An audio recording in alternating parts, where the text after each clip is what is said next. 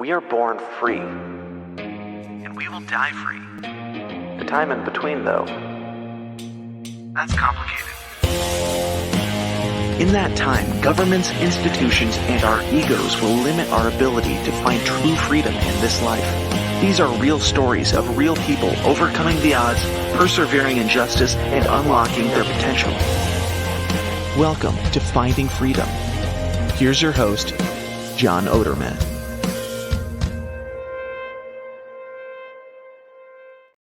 Hey, everybody. Welcome back to another episode of Finding Freedom here on the Lions of Liberty Network. And you are hearing this, or you should be hearing this, on New Year's Day or a little thereafter in 2024. So happy New Year's, happy holidays, happy all of that good stuff. Hopefully everyone had a great time celebrating with your family. My guest and I today will be speaking to you from the past. We're recording this on December 20th. And excited to introduce my guest. He's been on this show previously, and he was just on a friend of our show, a former colleague, Mark Claire, just had him on. But the topic that we're going to talk about, the guest is Antony Sammeroff. I'll introduce him in a minute. But we're going to be talking about pharmaceutical companies and the corruption, the myths behind them, and some things like that. So we'll get to that in a moment. Before I do, I just want to remind everybody, if you like this show, if you like Brian's show on Wednesdays, if you like everything we do here at Lions of Liberty, please consider subscribing to Lions of Liberty on your favorite podcasting app. I'm assuming that's the one that you're listening to this show on. And also join the Pride. Join our little group that we have where we give you bonus content and discounts on merchandise and a little bit of community with other sane people. So we'd love to have you. You can do that by going to patreon.com/Lions of Liberty or lionsofliberty.locals.com. And without any further delay, let's bring Antony onto the show. Antony Sammeroff is here to talk about, like I said, to talk about the issues, the problems, the misconceptions. Some might even call them myths surrounding pharmaceutical companies. Antony is a psychotherapist. He's an author. He's an interrupter. An interrupter of introductions. Sorry. I think we've got a little bit of lag going on. That's what it is. I was just going to say, you said some might even call them myths. Some might call them outright lies and fraud, which pharmaceutical companies have been taken to court and found guilty of and then continue to perpetrate. But please go on introducing me. You were just getting good stuff. I love it when people talk about one last part. Topic. We're here to discuss. We're here to discuss Antony's book, Seven Big Pharma Myths Debunked. Antony, welcome to Finding Freedom. Thank you. And by the way, people, you can get that booklet free from www.7pharmamyths, MYTHS, for those who don't get Scottish.com, 7pharmamyths.com. Sorry, you were about to say my bio when I rudely interrupted. Oh no, that's no concern at all. Just some other things I will add. As you can tell by the accent, Antony is Scottish. He's many people's favorite Scottish libertarian. Personally, the only Scottish libertarian that I know and have met in person. So it's maybe a little bit easier to be the favorite when you're the only one. But yeah, when there's so few of us. For my sins, I may be Scotland's most prominent libertarian. So, I was just appreciating your intro music and the image that you have in the back for Finding Freedom with the fists breaking free of the chains, and hopefully we'll break free of the chains of some myths today. But before I go on, like we met in person in Pennsylvania a couple of years ago, and that was very nice. Mm-hmm. It's been a while since we've done a show, but I think we've done one or two together. I was just wondering if you find that you get treated differently since you started wearing a mustache. That's a great question, and I'm not surprised that you would ask that because, knowing you and knowing how you study interactions between people, um, and I don't know if it was on our show. I'll answer the question in a minute, but I don't know if it was on an interview or in person when we talked, but something really insightful that I took away from you, or maybe it's just a video you did that I watched, where you talked about small talk and Hmm. using talking about the weather and things of that nature, common things that are happening, in order to create small talk with people. And previous to your take on it, I looked at that kind of small talk as kind of annoying, but the lens that Hmm. you viewed it through as it being really a way to make people feel more comfortable really has changed my entire view of that kind of small talk. So I just wanted to Oh, give you that's credit for, nice. because I think that is very important. But to talk about the mustache, I have not been treated differently, but there is some sort Hmm. of something built into the human DNA where when people see a mustache, they have to comment on it. And not only do they have to comment Oh, on okay. it, they have to tell you some sort of joke about mustaches. And it's normally Okay. either a joke about being a 70s porn star, or Okay. about being a cop, being a federal agent, something like that. So that's the Okay. story there. Well, I'm glad. I didn't want to berate or demean myself by making a common mustache joke. Or going bang with chicken wow wow. Oh fuck, I just did it. But like, no, I was wondering because it was not long ago in Florida when I went to stay with my friend on a farm. Um, and he was sporting a mustache, and he said, "Yeah, it's really interesting. I've noticed that around here, like when I go into the gas station or something like that, if I'm queuing, people are much more likely to go, 'Oh, excuse me, sir,' if they think they cut in the line, or someone turns around and they think I'm more likely to be tough or get in a fight with them, even though I'm like, or exactly the same person, since I started sporting this mustache. But maybe it's just." It doesn't matter if you have the mustache on the outside, it's if you have the mustache on the inside. Maybe he's just behaving a little bit more rugged. Maybe It's given it's him the the confidence to, yeah, it's it it's the the mustache placebo mentality. effect.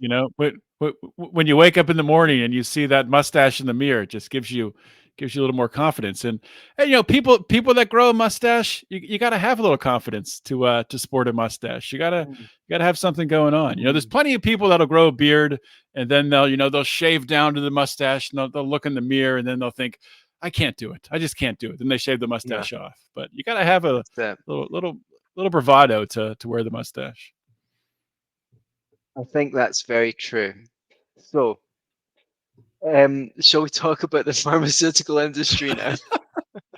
Well, yes, I do want to talk about that. I'm trying to manage this delay, so when I stop talking, I'm trying to give you time to interject anything. But yes, let's start off with so pharmaceutical companies in general. I think a good place to start is just with general health, because I know Mhm, you personally, at least you used to. I'm not sure if you still do, but you follow a very specific diet, and I don't really want to talk about the specific diet.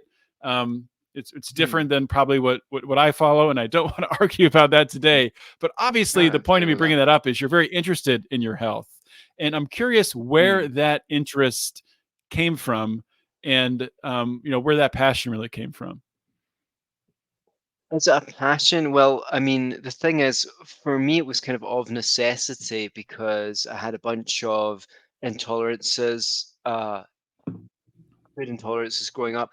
I've actually since reversed food intolerances. Like I couldn't using naturopathy and natural fasting, juicing, and other like detoxification protocols. So whereas before, if I had any cow's dairy products except butter or wheat products, which we probably agree are not like the best products for you, especially now. I don't know about the wheat that our grandparents ate or our great grandparents ate, but the stuff that we're getting now is not the same, and it's sprayed with lots of glyphosate and stuff like that.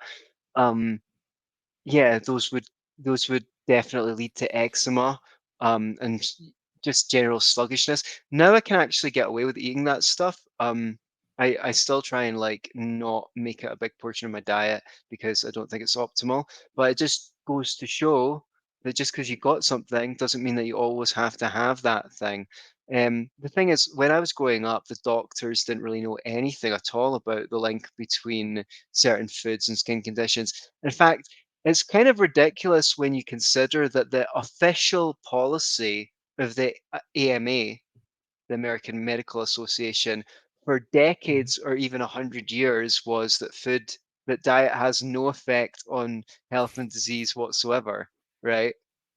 Mhm. Whereas now, we have these studies like what was it? The Institute of Medicine, actual causes of death, in 1993 and then again around 2003, about 70% of illness is lifestyle related, with the um, im- biggest contributing factors being diet and lack of exercise, and then excessive alcohol, tobacco, and drug consumption coming afterwards. So they admit that 70% of disease is lifestyle related.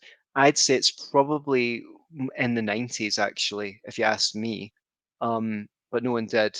Uh, so, um, very, even if you've got a genetic predisposition or whatever, it's your lifestyle will bring that out or not. And I think actually a lot of the time what's put down to genetics is people inherit the same habits from their family, not just eating habits, but habits of handling emotional disturbances and psychological disturbances, deal with things the same way that their parents did, get the same diseases that their parents got. So they admit this, and yet they still continue to prioritize giving symptom suppressive compounds to people, which make their symptoms go away while the patient gets sicker.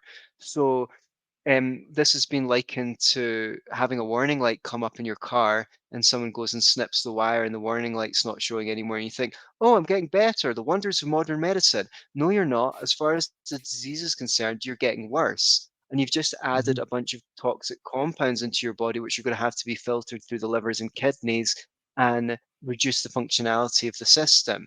So obviously, my doctors didn't teach me any of this stuff. I had to find it out for myself. Um, on that point, there's no nutritional elements in a pharmaceutical drug. There's no minerals, there's no vitamins, there's no amino acids, there's no um, oxygen, there's nothing that would help you build your tissues more healthy. We're replacing ourselves all the time, right? The question is, are they getting what they need to produce a generation of cells that are more healthy and less sick than the last?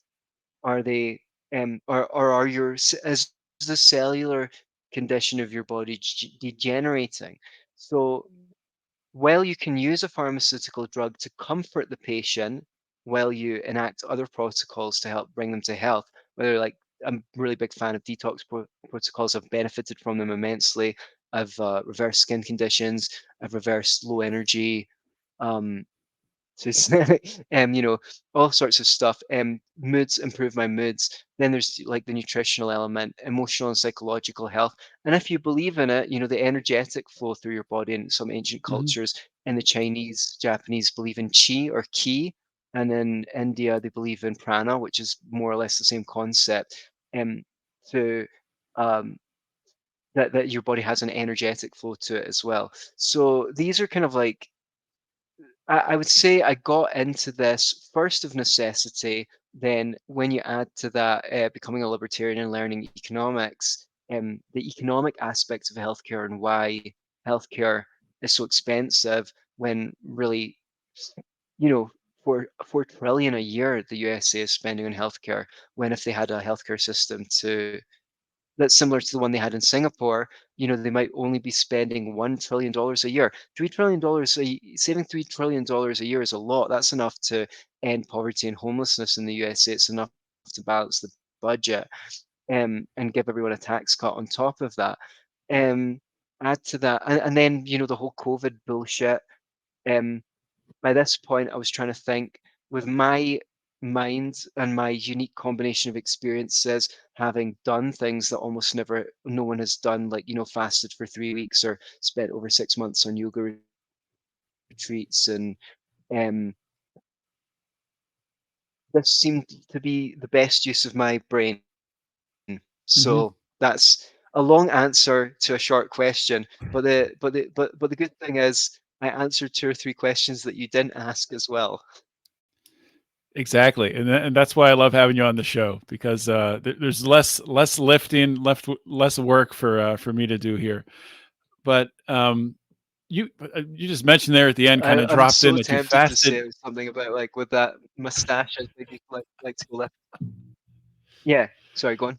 You you mentioned there, you fasted for 3 weeks before. I that's a long time to fast. I'm not doing a true fast right now, but a Yeah. restricted, 3-day fast, very low caloric intake. Mm, And, what you were talking about there mm. before about sort of the power of restriction, sort of the power of, you know, consuming less and cleansing your body out, your Yeah, cells going through, atrophy, atrophy, incredibly important to eh, get a really a reset in that area.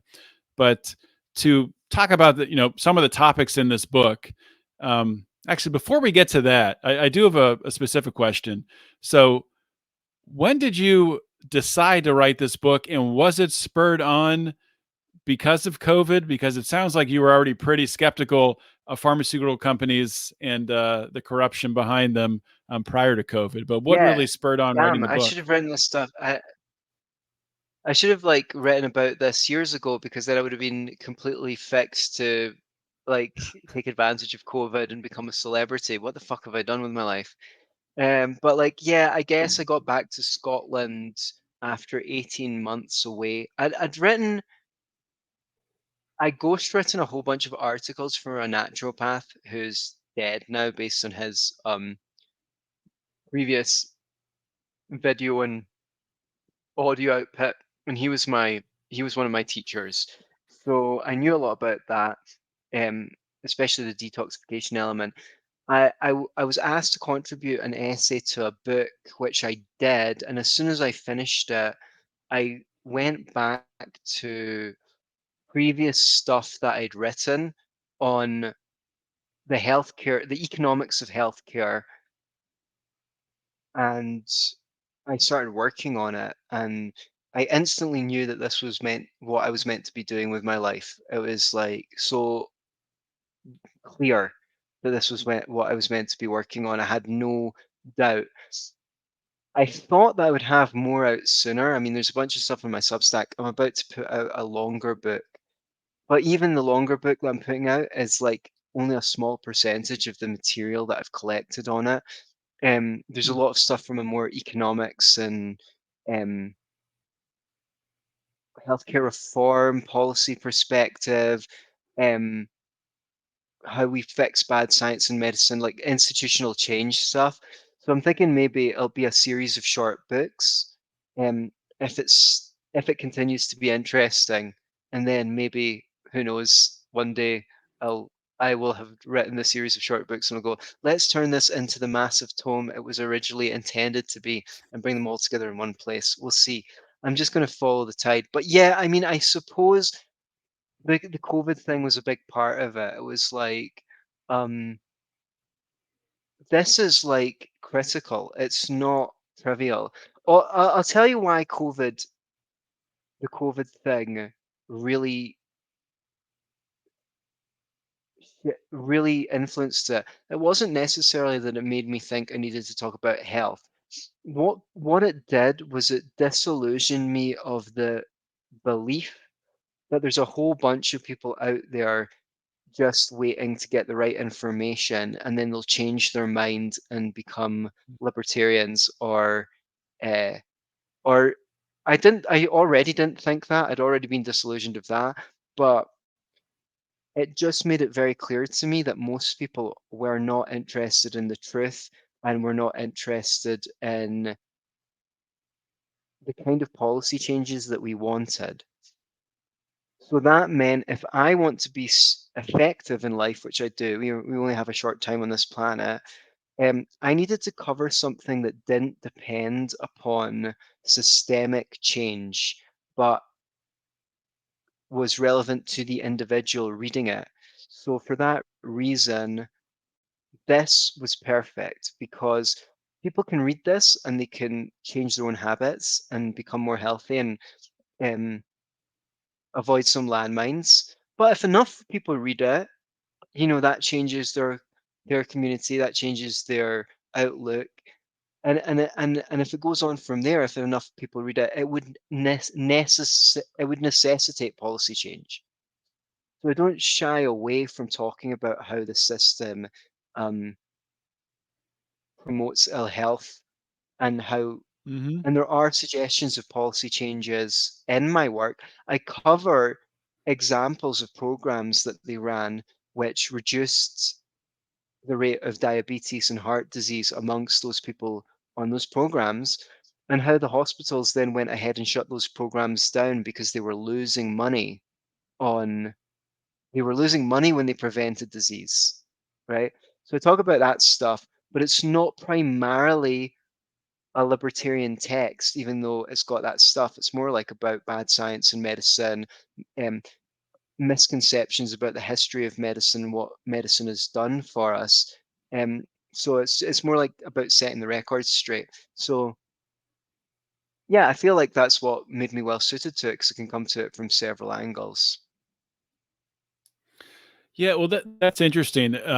So at least you probably talked about it several times in the book, but the one example that I did read of it was I think there was a study you cited from Duke Medical where they were Right, um, it was with people suffering from congestive heart failure, and they were able to reduce right. the rates just by like following up and being more Yeah. engaged and giving them general healthy habits and diet changes, and reduction Mhm, happened, but they threw it out because it wasn't making them money, which I think brings about an interesting question here. I mean, obviously the greater healthcare system is so cronyized, and we have the health insurance cartels that run everything and drive prices up.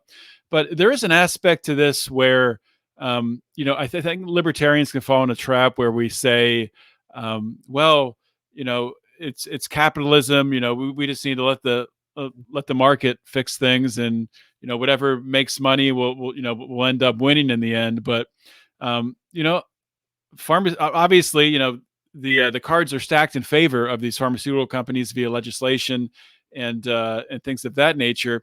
But um, I think the aspect that I'm more starting to realize more is just libertarianism alone, capitalism alone, really isn't enough. There needs to be some ethics behind it, mhm, mhm. in order to really drive policy. Right. Well, I mean, what you have is a situation where the institutions are all their income comes from the pharmaceutical industry. I mean, not all of it, obviously, a huge percentage. I've got facts on this in the ebook where the there was the idea was maybe you could choose a less cynical approach and think maybe it was well intentioned. The idea was like, well, I mean, the pharmaceutical companies are benefiting from having their drugs approved, so they should have to pay for the approval process. But that created a situation where 75% of the budget for the drug approval process was coming from the pharmaceutical industry. Hmm. Um, then you have these like continuing medical education seminars and conferences which doctors are obliged to attend. I've got close friend here. Sorry, No worries. speak of the devil. I've got a close friend here in Mexico City who's a doctor, and she was like, "I never go to conferences that aren't paid for by pharma. Why would they? I mean, and also when you're going through that like 10-year process, 70 to 100-hour weeks, not making that much money when you're on residency. they put you through 10 years of this stuff. Oh, why shouldn't I go away for a weekend with the family and like go to a medical conference and hobnob with other doctors and hear what's going on? I'm not an idiot. I know that Pfizer is funding it. That's not going to make me prescribe any differently. Well, the data says that it does make you prescribe differently. There's very clear data showing that after doctors go to these conferences, they prescribe the drugs that are advocated by whoever's funding the conference. So we can go into the university, the textbooks are written by pharmaceutical companies. Well, Um, if I could so just if it was chime in, capital, if I yeah, could just chime in there quickly. I've heard that before, and my wife used to work in the restaurant industry, the high end restaurant industry, and they would have these nights like you're talking about where they rent out a room and a bunch of doctors come in, and a pharmaceutical salesman comes in and gives a presentation, and she would hear the doctors talking and get to know some of them, and they were blatantly just there for a free night out and drinks and all of that stuff, right, but of of course course. either of course that is going to affect their decision making, whether they are Of cognizant course. of it or not, because they had experiences, they felt a certain way, and subconsciously Mm, it's going to affect them. And it's interesting, like the tax code for salespeople, has been changed where you're not allowed to just extravagantly, spend on individuals in order to really buy sales. But it seems like the pharmaceutical industry really that doesn't apply to them. I don't know. I'm not really familiar with the tax code, how it's written, but it seems like they have a they little wiggle have room there.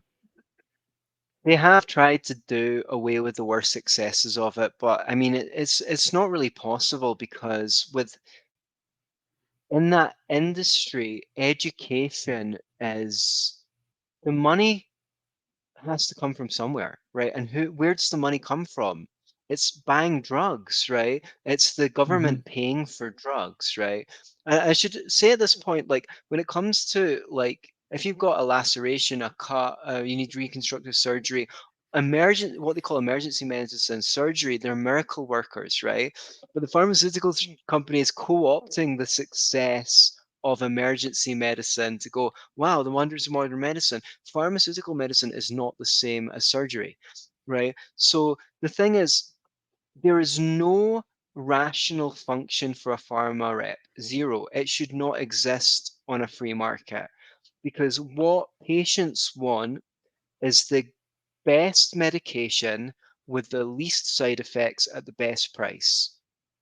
It is the function of a pharma rep to convince a doctor to prescribe their medication regardless of whether it's the best for a for a certain indication or not.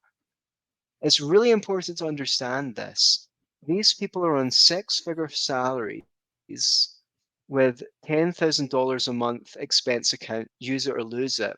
And if they don't use it to schmooze doctors and try and talk them round, their company will be breathing down their neck going, why aren't you spending this money? Why aren't you taking people out? Why aren't you convincing them to buy drugs, to prescribe our drugs, right? And they provide zero beneficial function to the functioning of medicine. So all of the money that they're getting is then recuperated somehow in drug sales, which means you, me, or hopefully not you and me, whoever is receiving drugs is paying more for the drugs to pay the pharma rep to propagandize the doctor.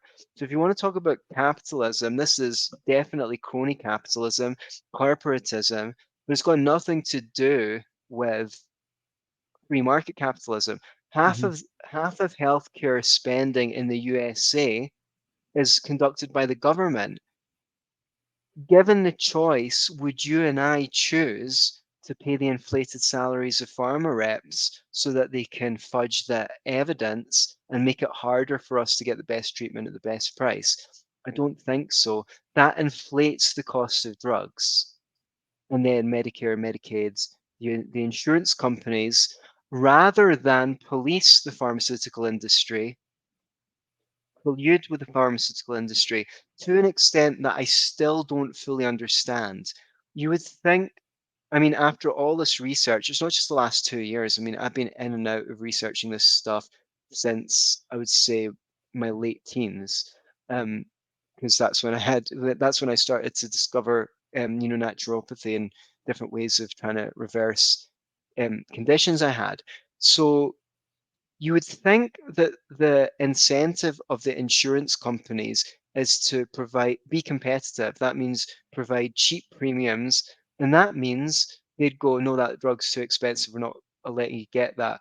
And partly they're worried about being sued. Another thing is they don't want chronically ill patients, so they've got actually an incentive to provide poor care in certain areas, like we don't want someone who has Crohn's. So we'll just make sure that our provision for Hmm. Crohn's is really crap, right?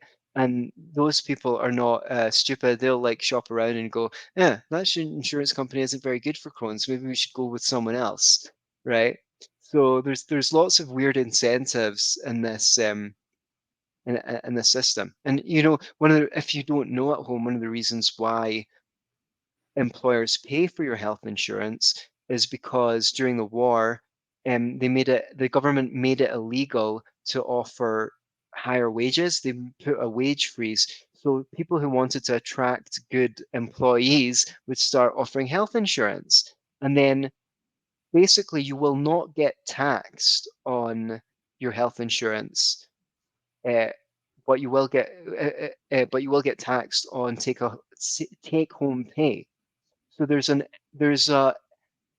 this is why it's not free market capitalism. There's all sorts of Hmm. things written into the tax code that encourage this like crony capitalist takeover of the healthcare system.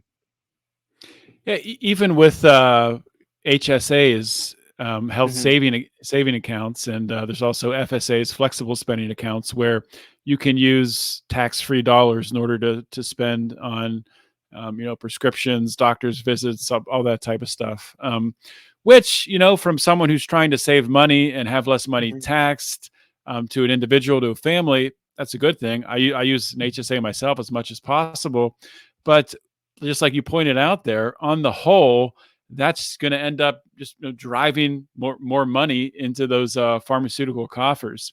Right. And you did a moment ago there about pharmaceutical ads, and I have to take a minute to show you this shirt that we have in our Lions of Liberty store, which this is Hmm. made up off of a saying I said during a podcast. It's kind of small, but the shirt says "TV is filler," for pharmaceutical Hmm. ads.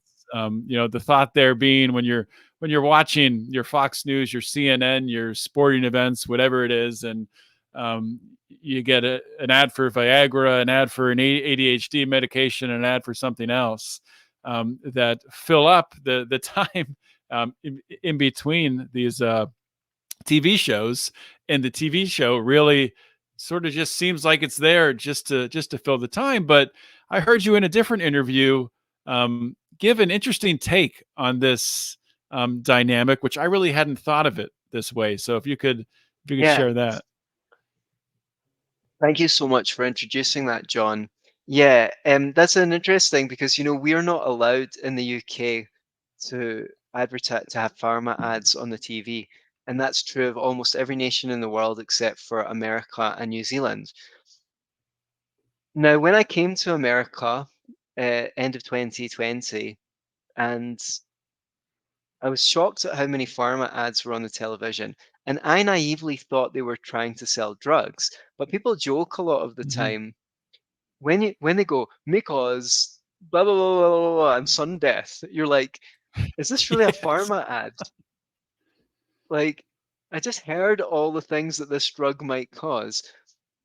It turns out it turns out that what they are doing is not just advertising drugs. What they're doing is buying favorable coverage. During the evening news, 18 out of 22 pharma ads, if I got the number right, something like that. 18 out of 22 ads are pharma ads. You can count yourself.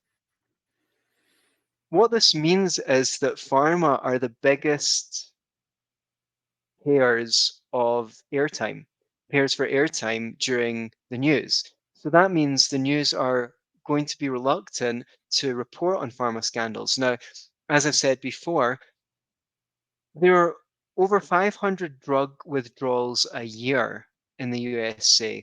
Maybe it was the wrong dosage on the bottle. Maybe there was who knows, all sorts of things. Every day there's a drug withdrawal. So if they wanted to, they could create a big pharma scandal every single day of the week, but they don't. And they won't, because pharma are paying the most for airtime. And when I say that pharma are paying the most for airtime, it's again, it's Medicaid, it's Medicare, it's private insurance, it's you and I, it's we are actually paying for pharma to buy off the news so that the news does not report on the evil that pharma do. And Hmm. you know, I've seen examples of a pharmaceutical company being sued for off-label advertising, illegal advertising of a drug for an indication that not only is it not proven to improve outcomes for, so you're giving this drug to someone that it's not going to improve their outcomes. In the company's own studies, they showed that people on this drug with this condition did worse than people who didn't go on the drug. But they cherry picked a couple of studies which made it look favorable, even though it wasn't representative of the data. The drug company then got taken to court and sued for for illegal advertising of that drug to doctors. And then the thing is, doctors don't know that the court case ever happened. And so they continue to prescribe that drug off label for that indication. Why don't they know? Well, no one told them in their medical education seminar, which was paid for by pharma. No one told them on the news, which was paid for by pharma. And, you know, the bodies, you know, sorry, I'm forgetting the name, not public health bodies, but, you know, consumer advocacy groups. You know, Hmm. you've got the American Heart Foundation, the American Cancer Society. No one in these medical societies um, advise the doctor either, because these medical societies are also bought off by pharma. The American Cancer Society is a perfect example. There's tons and tons of way. All the American Cancer Society are interested in doing is encouraging doctors to screen more and advising them on what treat and get them to treat cancer with radiation, chemo, and surgery. They're not at all interested in advising doctors in the prevention of cancer. They're a shill for the cancer industry. And the same goes for the Hmm. American Diabetes Association. The same goes for all, because see if any of these associations were impartial, why wouldn't the pharmaceutical agency companies start saying, "Oh, we can fund you, we can help you improve your operations. Let us put some money behind you, you know, so that you can advise people better and help them." And then one by one, the people on the board of those organizations are replaced by people in the industry. So these organizations can start off impartial, and if they as the moment they get any clout, the money starts to show up. And the money, where's the money coming from? Well, I say it's coming from the Hmm. pharmaceutical industry, but it's actually coming from you and I, because you and I are paying our taxes for Medicare and Medicaid. You're mandated to pay for health insurance, and then on top of that, some people are just buying drugs over the counter at inflated prices to buy off all of these organizations. Yeah, I think when it comes to, like the American Cancer Association and associations like that, when you look at how cancer is treated, sure, we've come a long way from from an acute standpoint on treating cancer and being able to um, provide for a better outlook for most types of cancer. But one of the most ridiculous things is, and this still happens today, which is absurd, when someone has cancer and they're in the hospital, they don't even recommend that they change their diet. If somebody asked you, "Oh, what should I eat differently now that I have cancer?" No, it's 99% of ridiculous. doctors would say, "Oh no, you can just eat whatever you want. Have some pie, have some cake. Doesn't matter."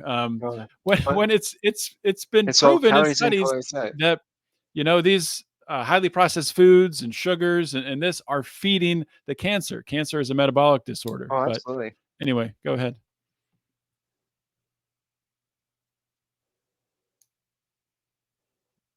Disease, right. Right, exactly. And you've got this don't talk about cancer risk reduction. I mean, the fact that you can go into a hospital and come out and you typically come out more malnourished than you went in, that alone should set off alarms. I mean, what the fuck? That even if you're a Mhm. complete normie, you're not skeptical about the pharmaceutical industry, surely you think you shouldn't be coming out the hospital more malnourished than you went in. So when you Mhm. look at this, the ACS um, accept huge sums of money from fast food manufacturers, including Wendy's and McDonald's. They're accepting funds from the petrochemical companies, Amgen, cosmetics companies. Um, everything, all these chemical and then there's the wires. I'm worried that it might be true. You know, and then there's also Big Pharma, of course. So these conflicts of interest were well documented extensively in the T. Colin Campbell book Whole, which advocates a whole foods diets, not all this processed crap. And then there was a big book written about them called National Cancer Institute and American Cancer Society: Criminal Indifference to Cancer Prevention and Conflicts of Interest. So this is like been well documented, but nothing changes. It's like with psychiatry, the book Anatomy of the Epidemic comes out, I don't know, 11 years ago or something like that, debunking, using mainstream studies, debunking tech talk, time keeps ticking, nothing changes. And I think when my next book comes out, it's called Big Pharma. Guess it quacks like a duck. Because if it walks like a duck and it quacks like a duck, I guess it's a duck. Um, I guess maybe it will kind of fulfill the same function for pharmaceutical medicine as Anatomy of an Epidemic did for psychiatric medication, but I guess we'll see. So to pivot here and to talk about the V word, vaccines, and hopefully this podcast doesn't get demonetized for just mentioning that word. But Mhm. for me personally, the entire COVID Lollipops, we call them. vaccine, yeah, lollipops, the entire COVID lollipop situation that occurred really opened my eyes to looking at the whole landscape of vaccines as a whole. I'm someone that as a kid growing up, I was fully vaccinated with all the vaccines, which for someone my age, I'm 40 years old, that's not nearly as many vaccines as someone who is, say, 10 years old would have Mhm, today in their lifetime. They might have three times or maybe more mhm. vaccines than me.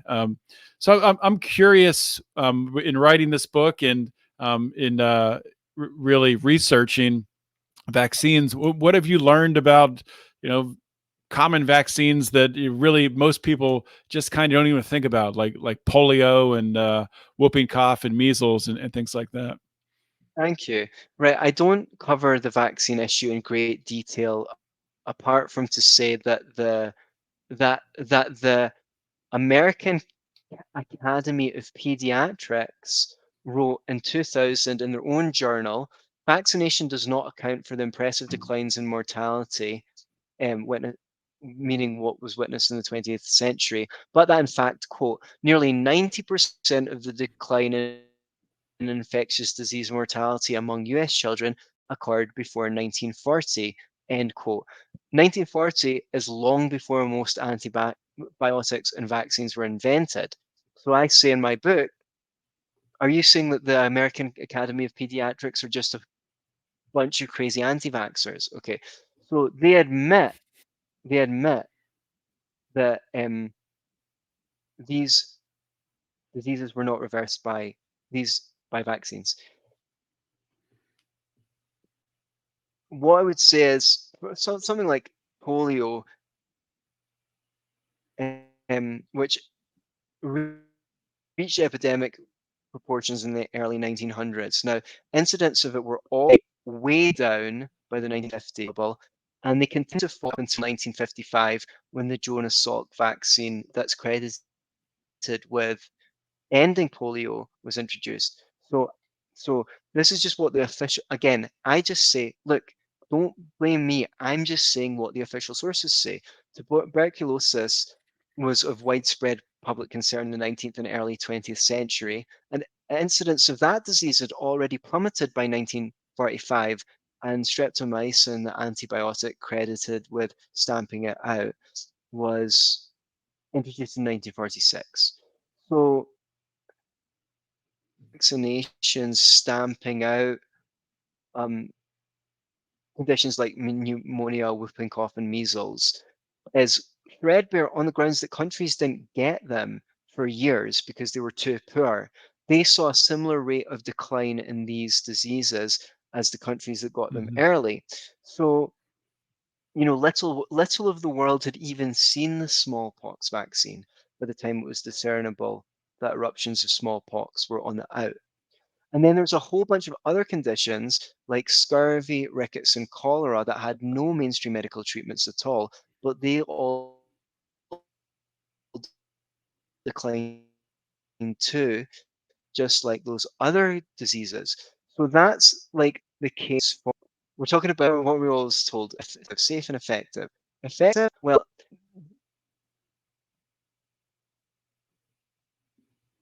the, the, this brings into question, well, I mean, we know what led to the 20th century. They didn't have clean water running through taps. They didn't have hygiene. They didn't have soap. They didn't have horse-drawn carts going through the streets, pooping everywhere.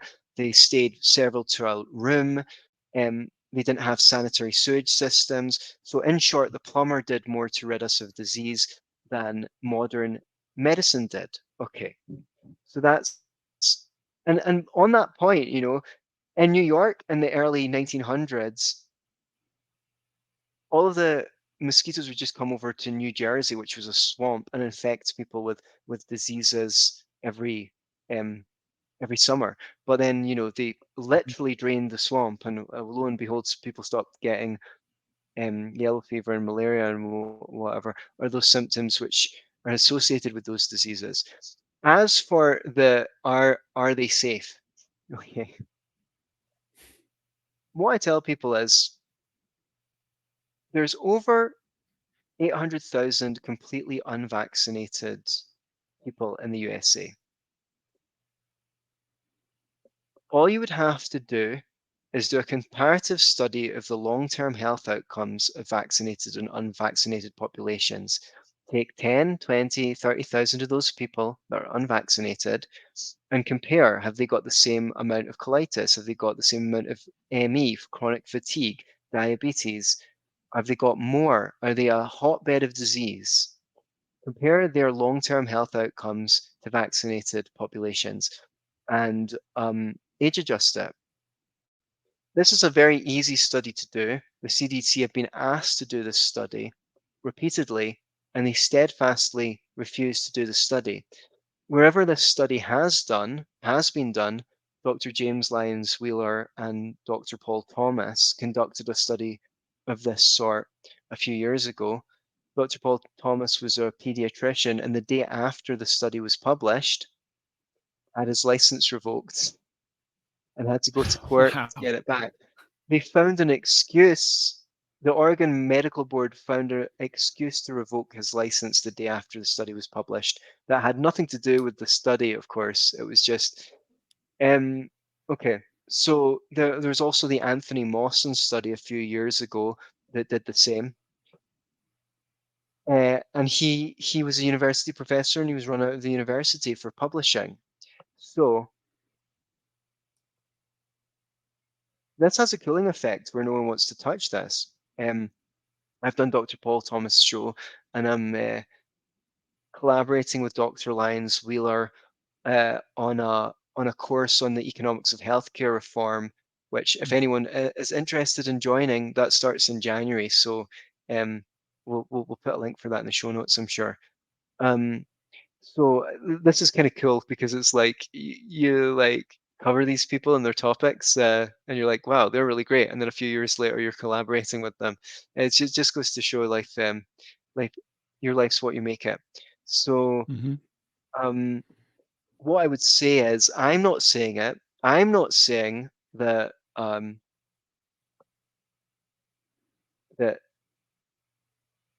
vaccines weren't responsible for the eradication of disease. The American Academy of Pediatrics are. I'm not saying that vaccines are unsafe. I'm saying go do the research. Let's see it. Let's prove it to us. Just it's so easy to do. Demonstrate that we're a bunch of crazy conspiracy theorists. Do the study. And that's about all I've got to say about lollipops. Yeah. Well, changing the conversation from lollipops to the FDA and what they've done to our food. Just I want to get your opinion on something. I did an episode on this recently, and I don't know if you're familiar with the fact that the FDA, since I believe it's 1998 in the United States, has been spraying all non-organic grains with folic acid. Oh wow, Many other okay. countries are doing the same thing. The idea behind that is that this folic acid for pregnant women, um, it's to prevent Hmm. neurological birth defects, and it's the type of neurological birth Yeah. defect where, in order for it to work, it needs to you need to have your levels Hmm. of folate up prior to getting pregnant and in the very early stages. So, and they don't trust pregnant women to supplement on their own, but it turns out that this synthetic folic acid, about 60% of the people out there have a gene mutation where they can't methylate it, they can't process it, they can't use it. So it builds up in the bloodstream, causes all kinds of issues, Right. cardiovascular, strokes, mood disorders, ADHD, autism. This is all being studied right now. But if you go to the CDC's website, it says that everyone can process folic acid. None of this is happening. There's no evidence to the contrary. And it's just so interesting when you look at how this all ties together with how our Right. food's been poisoned and how our pharmaceutical companies are right there to treat the symptoms of our food being poisoned. Hmm. I just wanted to get your, I don't know if you're familiar Right. with that, but just your thoughts Yeah, generally on exactly. the ties No, no, between that. yeah, I've got two things to say about that. The first one is it's really freaking rich, the FDA spraying grains with folic acid, because when going back to when this was discovered, that folic acid can reduce the risk of neural tube defects. The FDA refused to allow manufacturers to make more effective in reducing the risk of neural tube defects than a lower amount in common food form. So approximately 10,000 American babies were born with deformities unnecessarily as a consequence of the FDA not allowing um, folic acid manufacturers to tell people who it might benefit from. But you know, Hmm. in yoga philosophy, they say, in Ayurveda, they say every plant that you see in nature may have some medical benefit for some indication. That doesn't mean that when you go through the forest, you start it's not one size fits all. You can't spray the food with folic acid and expect to get the benefit. What you want is to educate people appropriately who this Mhm. might be beneficial for and allow them to take it. Anything that might be uh, of nutritional value to you, John, might be of nutritional detriment to me, and vice versa. Our diets are different. Mhm. Yours might suit your body better, and mine might suit my body better. So there isn't a one size fits all. The second thing is, this is just an example of if we actually had a health insurance model that made any sense at all.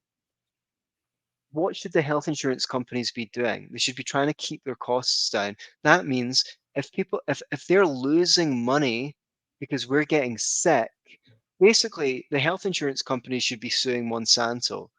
The health insurance companies should be getting together to do some studies to demonstrate the harm of Mhm. glyphosate on the human body, and then they're going to go to Monsanto and the other food manufacturers and saying, look, you're making our clients sick.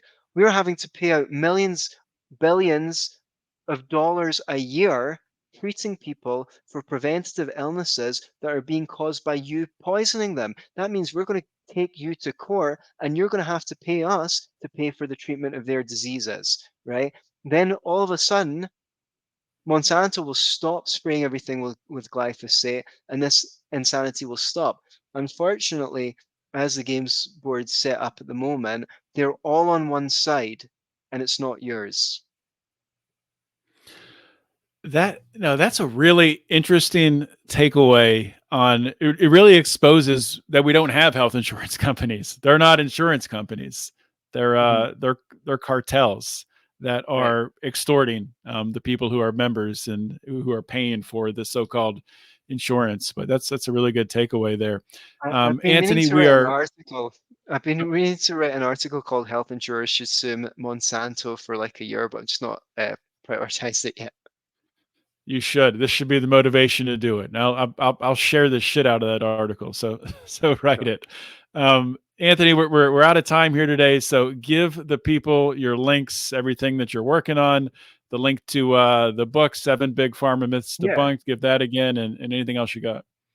Well, I've got two links to share. Well, three, including the one for the healthcare economics course. If you go to sevenpharmamyths.com and download your free ebook, then I guess I'll add you to my Substack and you can stay subscribed or you can unsubscribe if you want. I usually put an article out about once a week.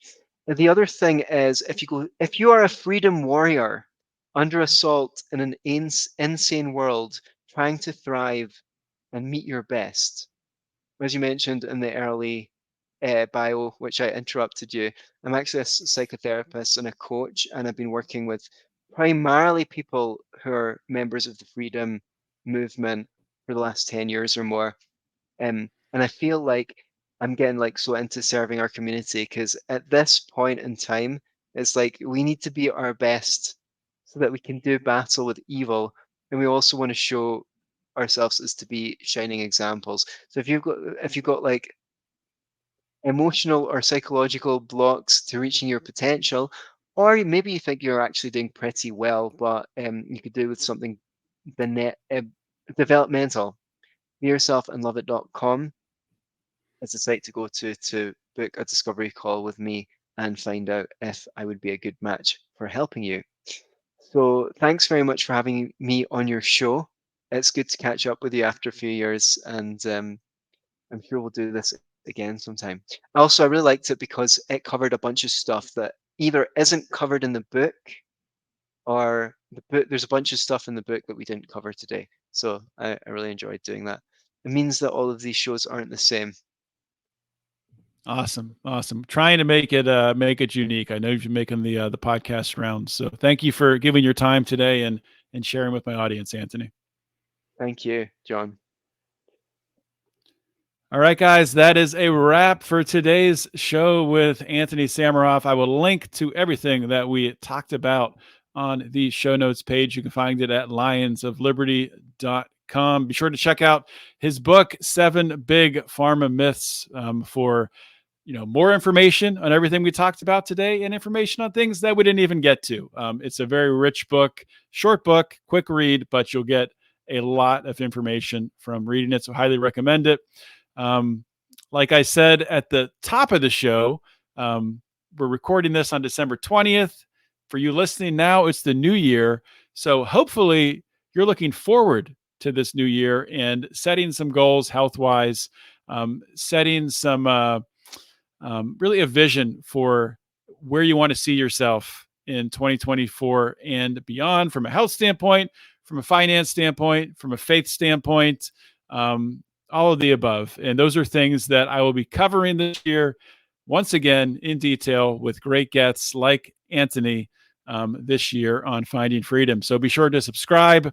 And if you like what we're doing, join the Pride at patreon.com/Lions of Liberty or at lionsofliberty.locals.com. With all that being said, hopefully everyone is having a great, hopefully you had a great new year and you have a great week.